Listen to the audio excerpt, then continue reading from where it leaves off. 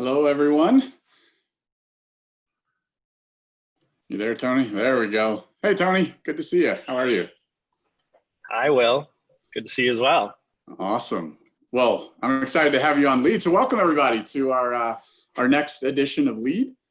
This is Litera TV, and on this session of Lead, we will be talking with Tony, and like on all the other ones, exploring leadership from different angles and talking with folks who are leading in very unique and amazing ways on the ground. So happy to have my good friend Tony Ehrbar with us. Yeah, Tony, good to see you. It's good to see you too. It's not often I get on a podcast and the person pronounces my last name correctly. Maybe that's our 15-year friendship there that explains that. Probably. I know a lot of the pronunciations of your name, and we'll just leave it with the right one. Thank you. So Tony, to get us started, I think I've had plenty of people ask me, what does a tentrepreneur even mean? Yep. Maybe give us a little context on your how you've branded yourself and what your company does. Yeah. So we make party tents in typical times. Right now, we make COVID social distancing tents. It's the exact same product. We're just our customer base is a lot different this year. So those big white tents you see out everywhere right now, we make frame tents, pole tents, so all different styles and options, normally used for weddings, right now used for, we have a lot of schools we've been working with. We just set something up down at the University of Tennessee, lots of universities. So, yeah, that's American Tent. Bought the business about 7 years ago.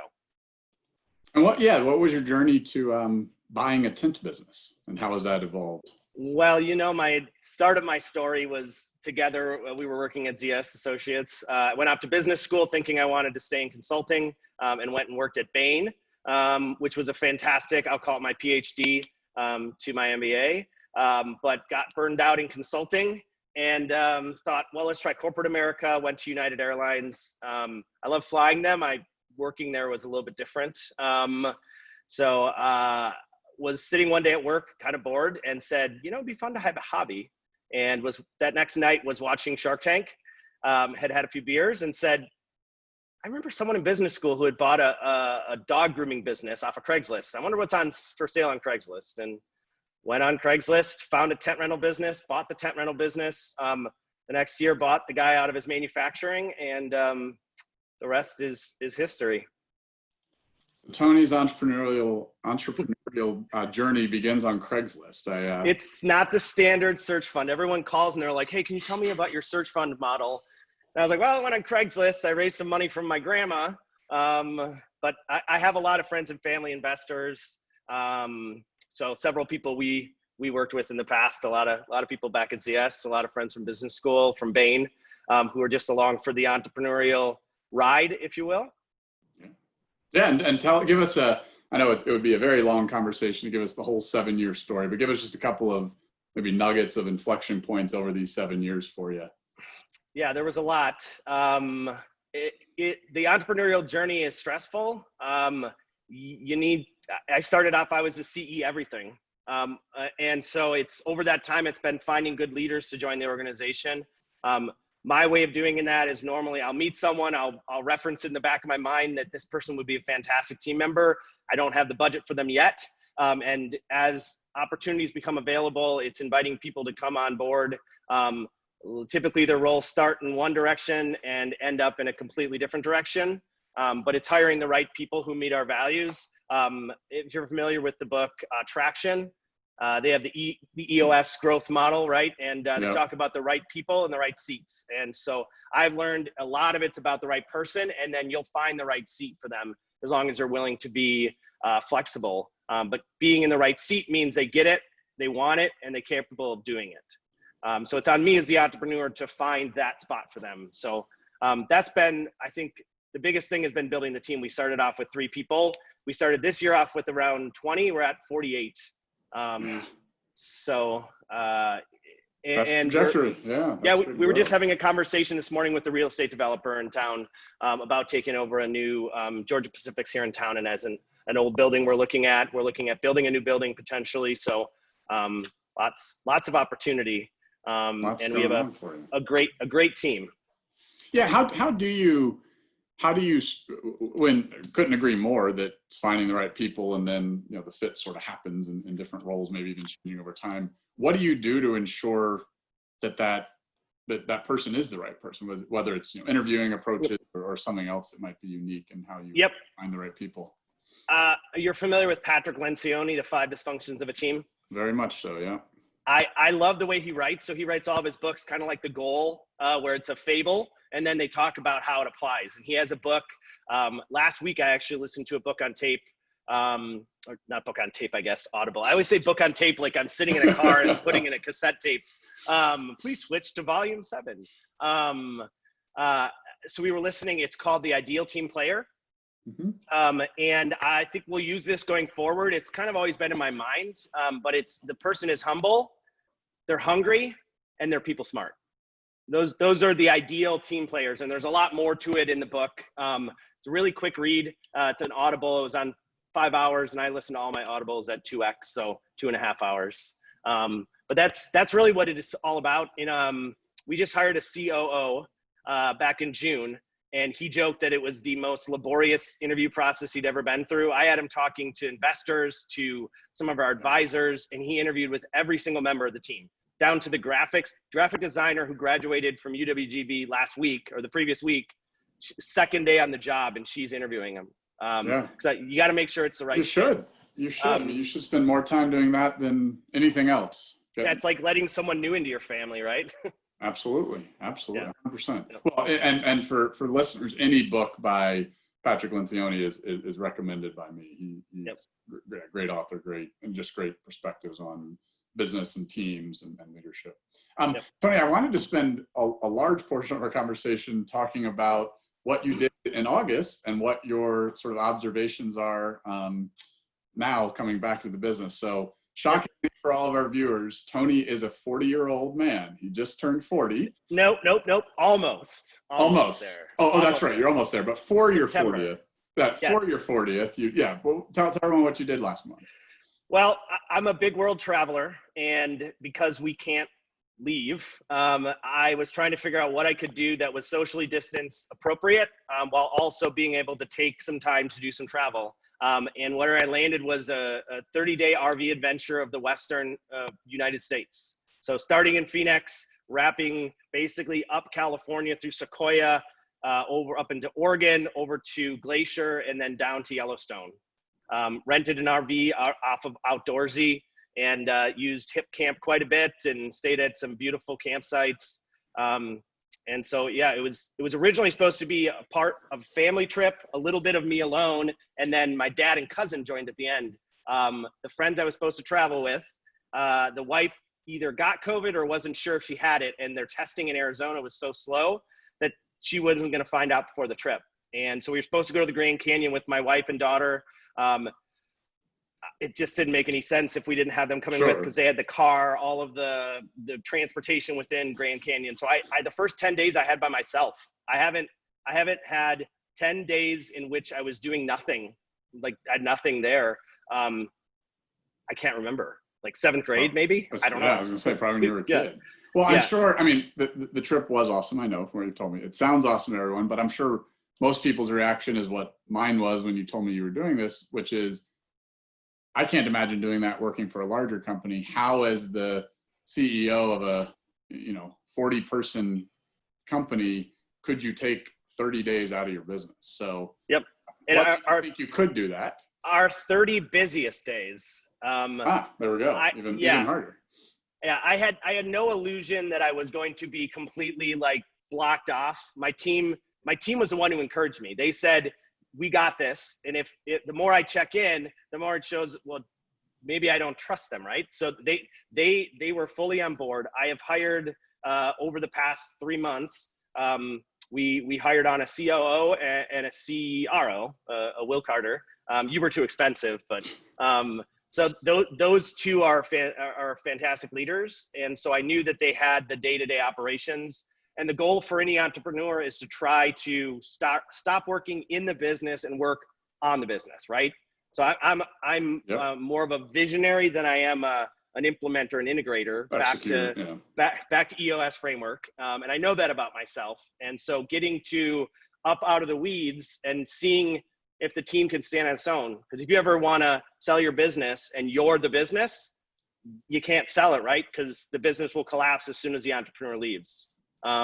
So I used it professionally and as part of the business to understand, one, can the business stand up on its own? And I found out, yes, it can. Very good. That's a good thing to find. Yeah.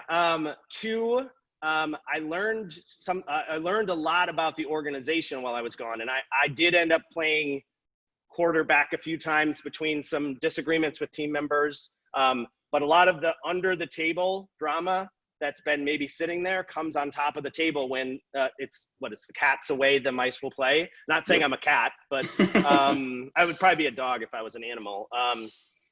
But I learned a lot about the team. And then I learned a lot about, I was starting to question what my purpose was in the organization. Start with Why, one of my favorite books. Anything by Simon Sinek. Simon Again, Sinek, another one. Yep. Awesome books. But he talks a lot about the visionary being the why, and then your frontline leaders being the how, and then your team being the what. Should be kind of a megaphone coming from you. And I had lost a little bit around what my purpose is. And if you've read the book Chief Joy Officer by Richard Sheridan, he's a Michigan graduate. He's up there in Ann Arbor. He wrote a book about, I kind of consider myself the Chief Joy Officer. Behind my back, my team probably CJO, Chief Jerk Officer maybe, I don't know. But so that's kind of what I learned about the business. And then for myself, I read a lot of books. I read Shoe Dog by Phil Knight, which is, I was crying in parts. I was crying in parts of the book. It reminded me of my journey, and it was a good time. I have a mindfulness coach I work with, and him and I, before we talked about being intentionally unintentional. So going into it with some expectations, setting some guardrails, setting some parameters, but then kind of going where that takes you. But with the hope you go from a caterpillar to a butterfly. So I've come home and noticed I worked a lot on mindfulness when I was away. So being present, being with my daughter and my wife has been fantastic over the past week, just because I realized, put my phone in the other room. If my daughter asks, if you're familiar with Ryan Holiday, he has, it's called The Daily Dad. It's pretty much the only one of 3 daily newsletters that I get. And it's just his little writing about fatherhood. And it's just a good reminder. What was his name? Ryan Holiday. He wrote The Stillness is the Way, the Ego is the Enemy, the obstacle is the way, stillness is the key. A lot of good books. It's about stoicism and things that I'm not a stoic. I'm a little too over the top to be a stoic, but he writes this Daily Dad, and he always talks about garbage time with your kids. And he wrote the other day about your kid asks you for the 99th time to do a piggyback ride, and you're always like, no, but saying yes to that 99th time and just being present. I started eating healthier. I wasn't ordering from Grubhub or DoorDash every single night. I threw no diet soda allowed into the RV, so got healthier. So I just came back feeling a lot better. It's been an interesting week because I've had to jumping back in. Yeah. But it was. Well, the Daily Dad sounds good. I will definitely subscribe to that. We've started doing something called 15 minutes of fun to end every single day, where it's same. I mean, obviously everything, phones and everything are away, and whatever my oldest son whatever Aiden wants to do for 15 minutes with either Laura or me, he gets to do. And it's such an important part of our family rhythm now, is that 15 minutes of fun. It's probably very much kind of like our garbage 15 minutes of fun is always a dance party. It's never not been a dance party. So that's what we do right around 7:15 to 7:30 at our house. If you ever That's call. Awesome. That is awesome. Well, I want to hear more, both, I guess, kind of the professional observations and personal. So start on the professional side. So now that you are back into, you mentioned a few things, but what were your maybe biggest observations, learnings about the business when you take that kind of complete exit from, or almost complete exit? Yep. A lot of it was around the leaders. So I had people who, a lot of, like I said, those under the table things come on top of the table, and you start to learn a little bit around people's true colors. And then you also start to see who your primary leaders are, who those people who are going to take charge on things, the people that I trust 110%, to be able to be strong leaders, to lead the people on the team. So that was one big learning. The other, like I said, it was just around purpose and refining what my purpose is in the business. Now that we've gotten to the point where we have two primary integrators on the team, on the operations side and on the sales side, it's figuring out where I'm still needed and where I can still be impactful to the organization. And where is that, or how, wherever your brain is on it now? I'm sure you're continuing. Yeah. But what sort of new purpose do you feel like you've found as you're, because of that time away? Yeah, and it's not even a new purpose. It's just rediscovering what it was. I like motivating people. People are the most important. I don't even care if we make tents. I just care about the people on their other side of the wall, and right over there in the office. So it's motivating them, and then being the visionary, and coming up with those crazy ideas. Was that my dog or yours? That's mine. Yeah, everyone. This is Spencer. Tony knows Spencer well. Now Spencer is introducing himself here into Lead. There we go. Good. Well, that's awesome. And let's go on the personal side too. You mentioned a couple things, but focus on mindfulness a lot. What the books you got to read, which is great. What else did you benefit from like a self-discovery standpoint? Yeah. The mindfulness front was interesting. I'm like you, I'm an achiever, right? And so I use the Full Focus Planner by Michael Hyatt. And at the beginning of the year and at the beginning of each quarter, you go back to your goals and you assign them as if they're an achievement habit, or if they're an achievement goal or a habit-based goal. And almost all of mine are always achievement. And I've managed to make habit goals into achievement-based goals. So mindfulness has always been tough for me. And I read the book, Wherever You Go, There You Are. It's just my wife laughs at the title.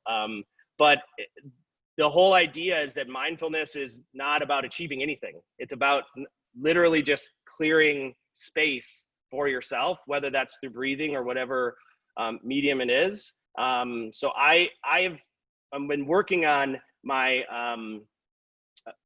going through my days and my weeks and trying to develop a masterpiece day and a masterpiece week. So what does it look like for me to show up at my best? And what things do I need to do to start the day? Do I need to time block in like 30 minutes in the morning and the afternoon just to be able to refocus myself? What does the end of the day look like? So that masterpiece day and masterpiece week has been helpful.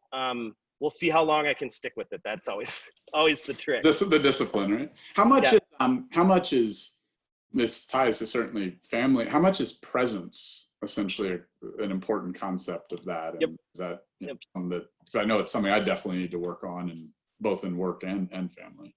Yep, I suffer from depression and anxiety, and depression is dwelling on the past, and anxiety is thinking about the future. And so it's trying to throw those things out and enjoy the moment that you're in. And with screens and all the things we have today, it's really easy to just detach yourself from reality, and throw up some shields or do something to numb your worry or your shame. So whether that's binging Netflix or drinking or any of those things. So it's just, it's a good reminder to be where you are and enjoy what you're doing. Because the only resource we can't get back is time. True, very, very true. I appreciate you mentioning your depression and anxiety. It's something that we've talked about extensively at Litera over more probably triggered by obviously the COVID stuff and the changes in the 4, 5, 6 months. But as much as you are willing to share, be interested in hearing maybe even more recency, but if you want to share more just general journey for you, but what I won't ask for advice necessarily, but maybe what advice would you have for business leaders right now and taking care of their family leaders too, whatever, just taking care of the people around you. Mental health is a great concern for so many of us. Yep. So one thing I have learned is you can't take care of other people until you've taken care of yourself. And so I was always unwilling to invest in myself. So at one point in 2015 or 16, I was 260 pounds. I'm 220-ish right now. Will, you've seen me bounce. You're up looking and down good, on Tony. my, on my yo-yo. I don't have a mustache, so That's right. I just wasn't a healthy person. And as I was saying, numbing my shame of failures I'd had. I used to assume every time I failed, I was a failure, which was like, okay, well, I'm a failure, so I'm ashamed of that. And you go in and you try to numb your shame. If you're familiar with Brene Brown, she's been extremely helpful for me in that way. But I learned I'm a better leader for other people. So I needed to be, and this was where my mindfulness coach helped me. Because I talked about the fact you can either be selfish or selfless. And he said, you can be selfish in order to be selfless, right? So you can take care of yourself, which means you can take care of others. Become more be able right. to be self. Yeah, I have one tattoo. I'm working on maybe a second. I don't even know if Will's seen it. It's our friend Yuta helped. Our friend Yuta made sure that it's in kanji. So he confirmed that it didn't say like barbecue grill or something, but it's ikigai, which is reason for being or purpose. And it is kind of the confluence of selfishness and selflessness. And so it's doing what you're good at. It's doing what the world needs. It's doing what you can get paid for. And I'm going to forget what the fourth one is because I always forget the fourth thing. But it's kind of the confluence of doing what the world needs, right? And doing what you're good at is helping the world, but doing what you can get paid for and doing what you love. That's what the fourth one is. That's the fourth one. So it's kind of the confluence, but it's Venn diagram. I know you'll love that because you love Venn diagrams. But you can go look it up. First thing that'll pop up is that little Venn diagram, but it's trying to get into that middle point, right? So that you can be operating at your best. So your energy can be up, so you can be present, so you can be focused, so you can be consistent in your style. That's helped me a lot then to be able to pour into my team. So you asked. I think one thing I struggle with is almost feeling like I have the permission to do that. And not that there's someone needs to give me the permission, but I think it's, if you are wired the way you are, and I hope I am as well, being so people focused, it's hard to say, okay, I have the permission to disappear for 30 days, or I have the permission to focus on my own mental health. Yep. Because without that, I won't be able to care for my family and friends and team members around me. What has that been a bit of a barrier for you in the past? And if so, like, how do you get that permission? Again, it goes back to my mindfulness coach. He shared an equation with me, and I know you like equations too. So it's this is through a program called Optimize. It's optimize.me. And these guys I like optimization as well, Tony. The optimizer, what was it called? The deciler. But optimize.me is a website, and they're all about self-improvement, and they have they go at it from a very top level down perspective. And one of the equations that Brian, the CEO of the business, laid out that just resonated with me was energy times presence times focus to the power of consistency is equal to the quality of your output. What variables it was quality. Yeah. Or sorry, energy times presence times focus. And it's really important that it's times, right? Because if any one of those is zero, the answer is zero. To the power of consistency equals quality of output. And so you need to optimize those variables for yourself to be able to give a good output for your team or for your family or for your clients or for your customers or for the world. And so if I can't optimize those things for myself and show up at my best, I can't, and give my permission to do that, I can't then show up at my best for others and impact them. I love that one, Tony. Yeah, I haven't heard that one before. It's, I think it's powerful pointing it. I mean, obviously just looking at all the variables that matter, but particularly that to the power of consistency. And that's something I talk with Laura about and my team about a lot as well. Like you can't come in and out. You can't, And is that, maybe there is some power then in saying like, and when you are out though, really be out. Really be out. Yeah. Then you're not breaking that consistency. Then it's known, okay, you are on a much needed break or what. Well, and presence and focus. You may have a lot of energy, but if you're not present and focused on what you're doing, so be on or be off, but don't be in between. Yeah. Whole ass one thing, don't half ass two things. Love it. Love it. Tony, let's leave it there because I don't think you get much better. And based on Spencer's barking, I think Elliot is home from preschool. Oh, good. And there may be some greater barking if we don't just drop now. So Tony, thank you so much for joining us on Lead. As always, love hearing your perspectives and your stories. And so glad our audience has gotten to know you here in these last 30 minutes as well. So enjoy your long weekend, everybody. Have a good long weekend, and we'll see you back on Litera TV next week. Thanks. I will see you on fantasy football next week when I kick your butt. Exactly. Next Wednesday night draft. All right. Take care, everybody. Bye. Bye-bye.